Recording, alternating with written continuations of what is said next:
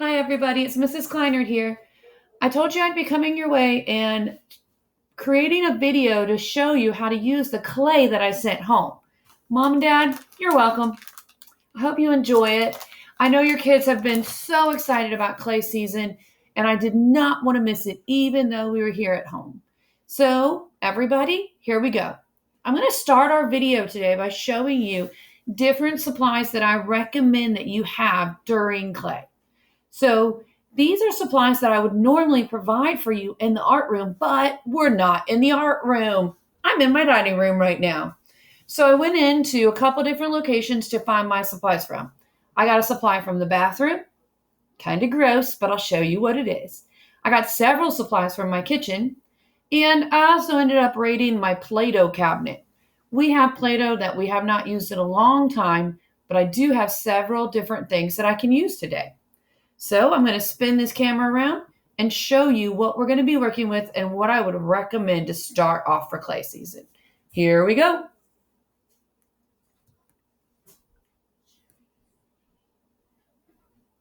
All right, so as you can tell, I went ahead and I protected my table with a Valentine's themed tablecloth.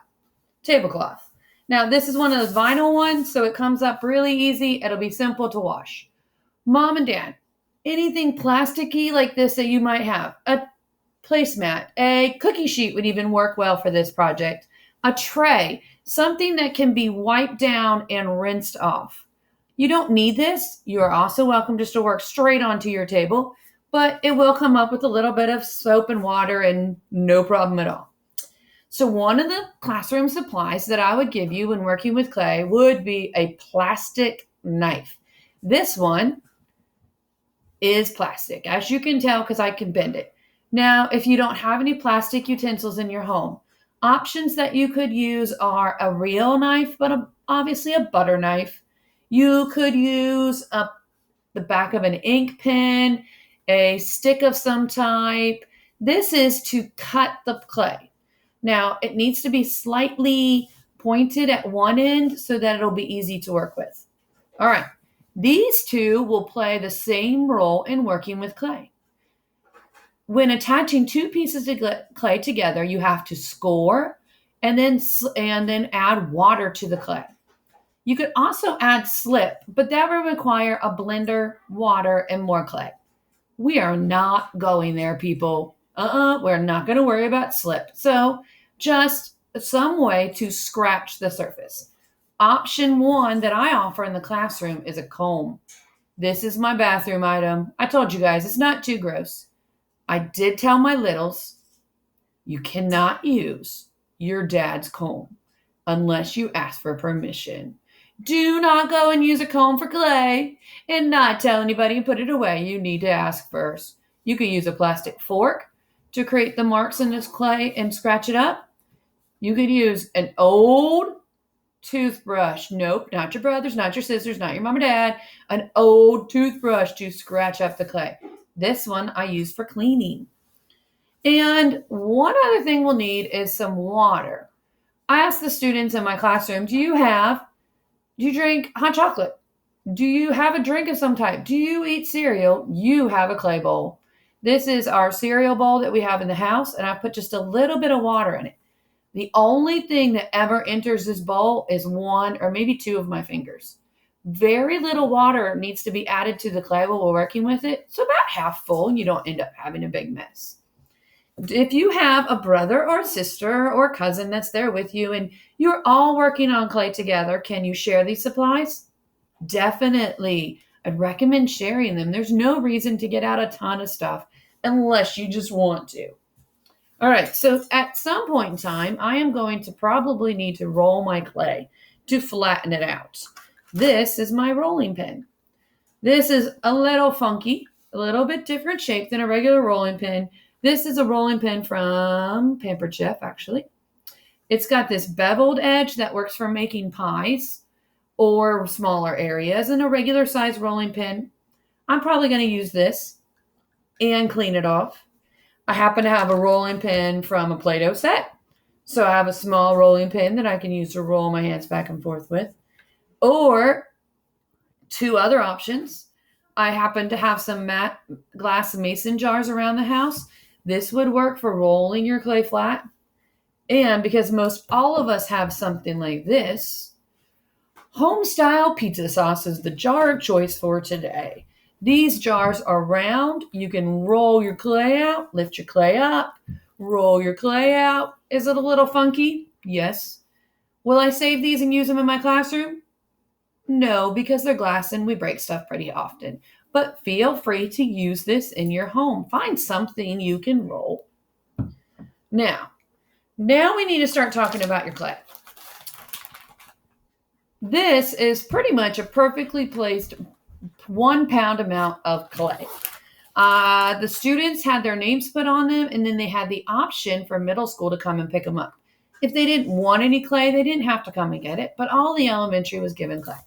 Now, this piece of clay is absolutely great condition. It hasn't been smushed at all, but I'm going to show you my son's clay. My son's in 4th grade, and when his clay came home, it looked like this. The bag was smushed. The clay was gross, but you know what? It's okay. Now, it is important, students, that you take care of this plastic bag. This plastic bag is what your clay needs to live in to be nice and strong and to not have any problems. Your clay is nice and wet. It's in great condition. So what I'm going to do is I'm going to take the next couple minutes and I'm going to show you how to get our clay ready so that it can be used and you can start building with it. So I'm going to take my clay out of my bag. Make sure I have some space to work. I'll pull it out of my bag, but the one thing I'm not going to do is put it on the table. The reason why I don't want to put my clay on the table right now, just slide my bag out of the way, is because my clay is very sticky. It's great. It is gorgeous clay, but it's sticky. And it has air bubbles trapped into it. So when clay is created, it's a combination of water and dirt, and it's mixed, it's built up, and it's shoved into these big 25 pounds of clay. The 25 pounds of clay and then put into another box, and they send it to me as 50 pounds of clay. Something happens in the process. Air bubbles. Air bubbles are not bad.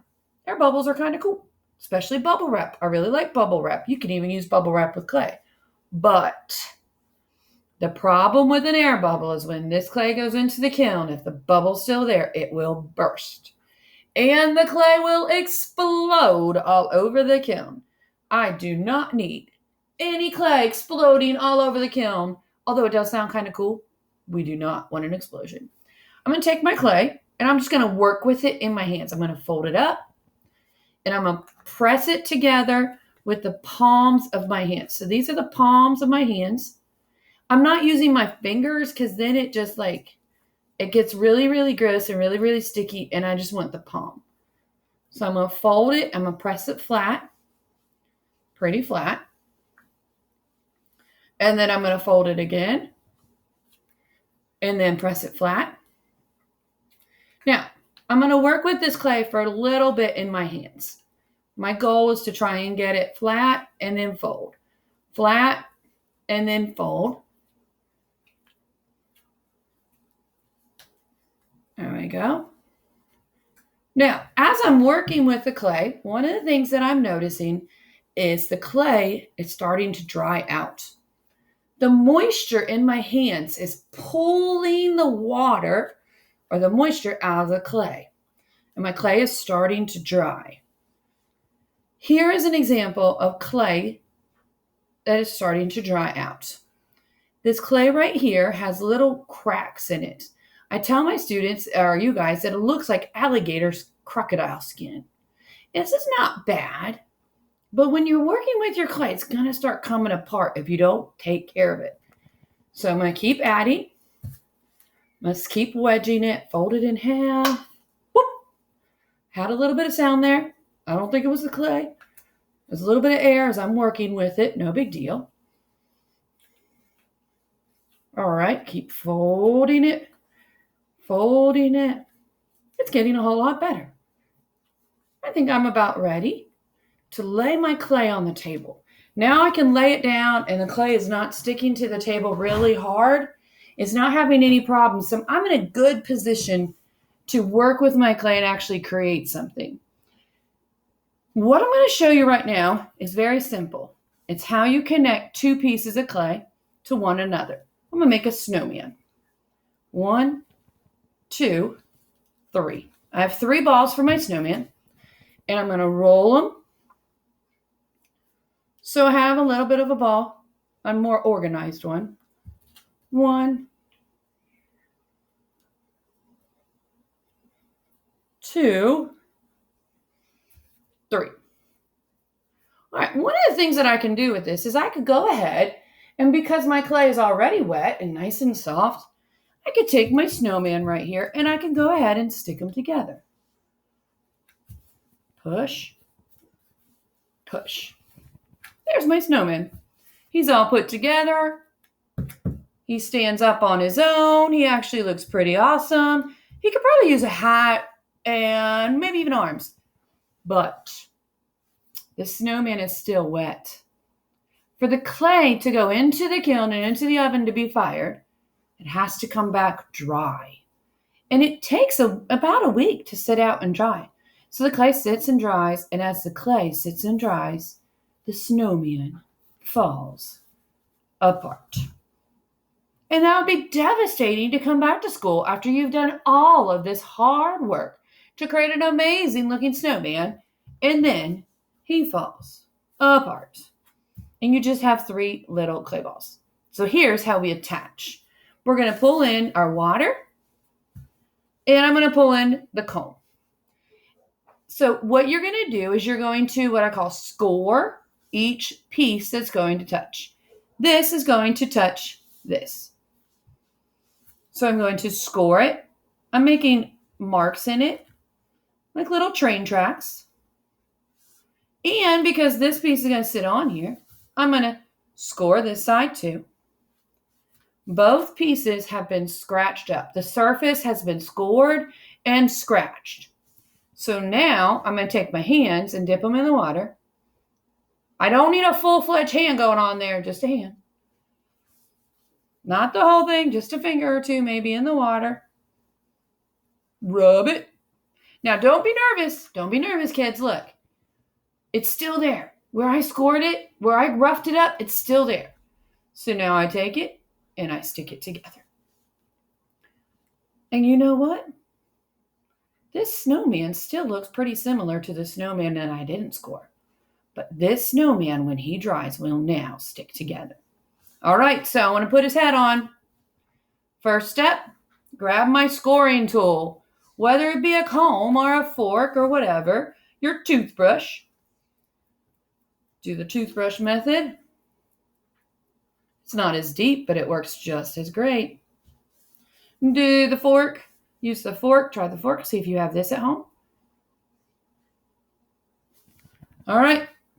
Put my finger in the water and add some water to this. Put my finger in here. Add some water to this. Attach it together. Look at my amazing little snowman. He's ready. He has been scored. He's had some water added to him so that he can stay together. Now this snowman is ready for the kiln. He's not beautiful and he's not gorgeous right now, and I have time to work with him, but I am ready to add him to the kiln. One last thing. On the very bottom, I need you to put your initials. I'm going to put JC for my first and last name. And you're going to put your grade level. Whatever grade level you are, you're going to put your grade level right here. That way I know who you are and we can get it back to you. All right, JC and your grade. If I'm done with my snowman, I don't want to do anything else to him, he will stay just like this. But if not, the most important step is right here. Take your plastic bag, put all of your clay back into it, and seal it. Tomorrow, I'll give you some more ideas of how to work with your clay.